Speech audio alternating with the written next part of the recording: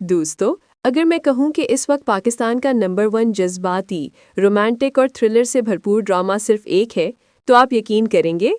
नहीं करेंगे ना? तो चले मैं आपको आज वो ड्रामा बताती हूँ जो खुद सलमान खान भी देख रहे हैं और आपको भी ज़रूर देखना चाहिए। अस्सलामुअलैकुम दोस्तों। सलमान खान एक इंटरव्यू में पाकिस्तानी ड्रामों की तारीफ करते नजर आते हैं। उनका कहना था कि आजकल एक ऐसा ड्रामा जिसने लोगों के दिल जीत लिए हैं। जी हाँ, बात हो रही है सांवल यार प्या की, इस साल के टॉप ट्रेंडिंग ड्रामों में से एक। सांवल का किरदार, वाह भई वाह, एक ऐसा जानदार हीरो जो मोहब्बत के लिए जान भी दांव पर लगा देता है। उसके जज्बात, उसका दर्द, उसकी बहादुरी, सब कुछ कमाल है। और पिया, उसका किरदार इतना मजबूत, इतना मासूम और इतना मशहूर हो चुका है कि हर कोई उससे मुतासिर है। उसकी कहानी, उसके फैसले, उसकी हिम्मत वाकई काबिल तारीफ है। लेकिन असल मज़ा तो सेठ दाऊद के किरदार ने डबल कर दिया है।